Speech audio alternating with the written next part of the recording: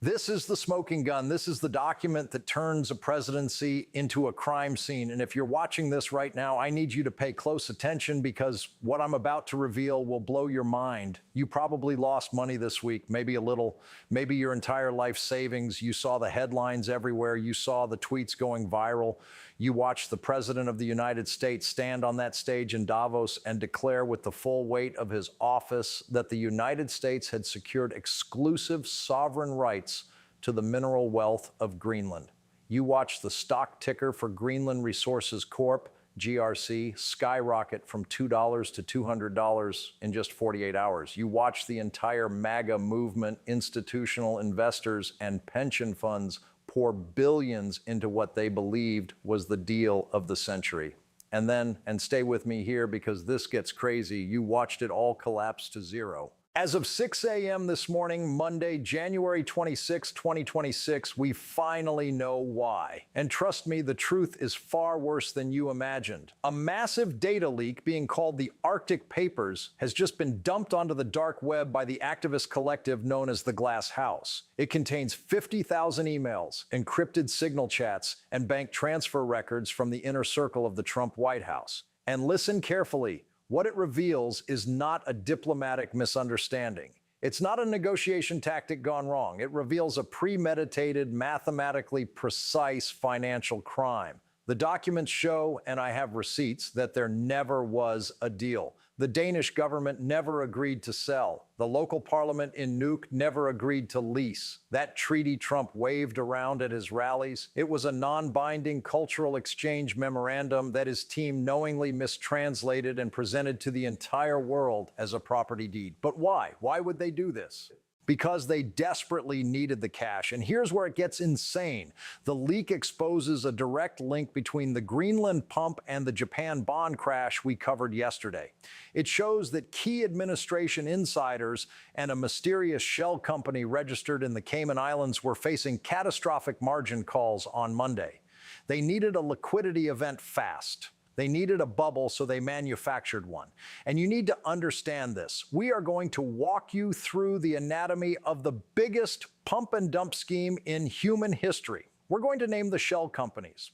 We're going to read you the actual emails where they literally joke about selling ice to Eskimos. And we're going to explain why the SEC, the DOJ, and the Southern District of New York are currently in a race to see who can indict the president's inner circle first. The Greenland deal wasn't statecraft. It was a rug pull, and you were the mark. Now, to understand how they pulled this off, and this is where it gets technical, but stay with me, we have to go back to the setup. The genius of this scam, and I hate to admit it, but it was genius, was that it relied on a kernel of truth. Everyone knows Greenland is incredibly valuable. It has rare earth elements, REEs, neodymium, dysprosium, terbium. These are literally the vitamins of the modern economy. You cannot build an F-35 fighter jet, a Tesla battery, or even an iPhone without them. Currently, and this is the key, China controls 90% of the global supply. For years, the U.S. deep state has legitimately wanted to break that monopoly. The Pentagon absolutely wants access to Greenland. Trump's team took that legitimate strategic desire and weaponized it for pure profit. Let me show you the timeline of deception. January 10th, the first rumors leak out. Sources tell Fox Business that a historic agreement is near. GRC stock, which was a dormant penny stock with literally no employees and one expired mining permit, jumps from $2.10 to $5. People are starting to notice. January 15th, and here's where the manipulation really begins. The president tweets, "Greenland is coming home. Huge news soon. China is out." The stock hits $25. Retail investors start piling in like crazy. The Trump train forums are absolutely on fire. They're calling it the Louisiana Purchase 2.0. Can you believe it? January 20th, inauguration anniversary. The press secretary holds a briefing, and watch this move carefully. She holds up a thick document bound in leather. She says the president has signed a framework for resource sovereignty. But here's the trick. She doesn't release the actual text. She just holds it up for the cameras. The stock hits $80. January 22nd, the Davos speech. This was the absolute climax, the peak of the scam. Trump stands on the world stage and says, and I quote, "We have total control." He explicitly mentions Greenland Resources Corp as the primary partner for the development. And let me be crystal clear, this is the illegal part. A sitting president pumping a specific penny stock from the podium. The stock hits $200. The market cap of this empty shell company briefly, and I'm not kidding, exceeds Ford Motor Company. But here's the reality check, and this will make you angry. What was actually in that leather binder? According to the Arctic Papers, it was a draft copy of a 2019 climate study. What did the Danes actually sign? They signed a memorandum of understanding on Arctic research and education. It authorized a few student exchanges and a joint study on polar bears. That's literally it. There were no mining rights whatsoever. There was no sovereignty transfer. There was no exclusion zone for China. The entire narrative was a complete fabrication designed to last exactly 1 week, just long enough for the insiders to sell at the top, and sell they absolutely did. Now let's get into the documents, because this is the evidence that will put people in prison. The leak contains a folder titled Project Iceberg. This appears to be the internal code name for the entire operation. Email number 1, and I want you to listen to this carefully, dated January 5th, 2026, from Advisor A. We're redacting the name for YouTube policy, but think son-in-law archetype, to a senior hedge fund manager at Polaris Capital. Subject line, the liquidity problem. Text of the email, we are underwater on the yen trade. The Japan thing is going to blow up in our faces next week. We need a bridge. How fast can we move the GRC vehicle? The reply will shock you. The vehicle is ready. We control 85% of the float through the offshore shells, but we need a catalyst. We need volume. Can the big guy drop the news before the Japan margin calls hit on Tuesday? Email number 2, and this one is even more damning, dated January 12th, 2026. From the White House Communications Director to Advisor A. Subject, the map. Text, the Danes are freaking out. They say they haven't agreed to anything. The Prime Minister is refusing to take the call. Reply from Advisor A, and read this line carefully. It doesn't matter what they say. We just need the headline to stick for 72 hours. Run the map graphic with the U.S. flag over nuke. Fox will pick it up. By the time the Danes issue a denial, we will be out. By the time they issue a denial, we will be out. That is the line right there. That is the proof of intent to defraud. They knew it was fake. They knew the correction was coming. They just needed a 3-day window to dump their shares on the American public, and it gets worse. The leaked chat logs from what they called the Algorithm 45 group show them discussing using bot farms to hype the stock on Reddit and Twitter. User MAGA Whale writes, get the meme team on GRC. Tell them it's the crypto killer. Tell them it's backed by gold. User West Wing Actual replies, done. The boss is going to mention it in the state preview. This is market manipulation on an industrial scale, coordinated directly from the executive branch of the United States government. So who made the money and where did it go? Because this is where it gets really interesting. The Glass House didn't just leak emails. They leaked the blockchain transaction IDs and the Swift wire logs. The shell company Greenland Resources Corp, GRC, this company was incorporated in Delaware in 2024.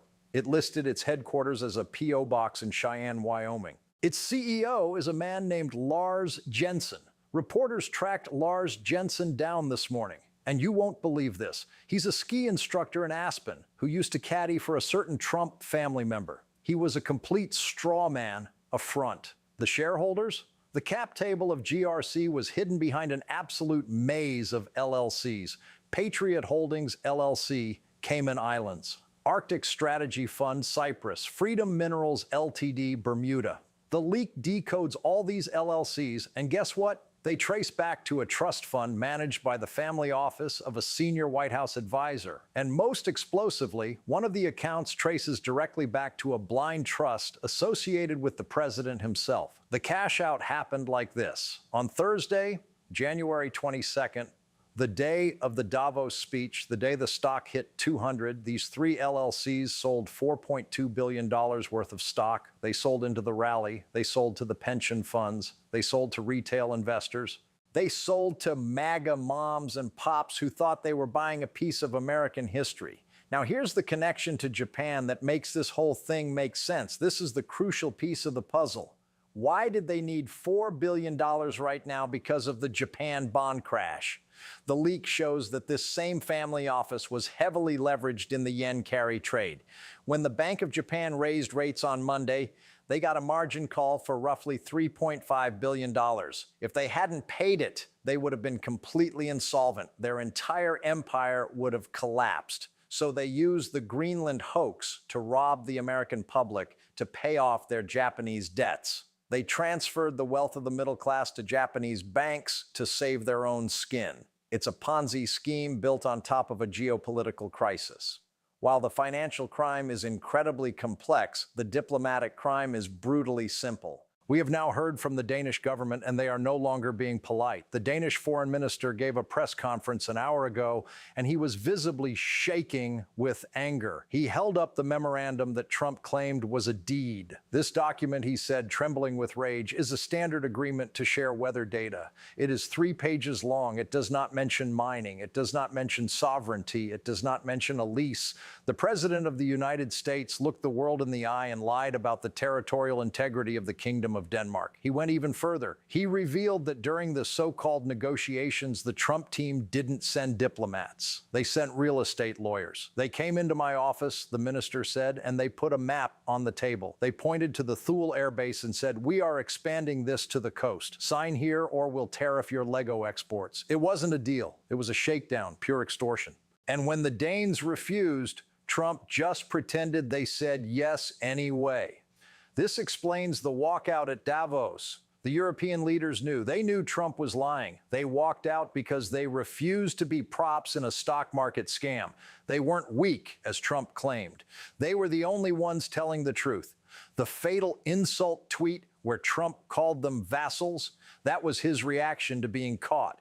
He was trying to bully them into silence, pay up or shut up. He was terrified they would expose the lie before the trade settled. Now the legal wheels are turning, and they're turning incredibly fast. The SEC, Securities and Exchange Commission, halted trading on GRC at 9:30 a.m. this morning.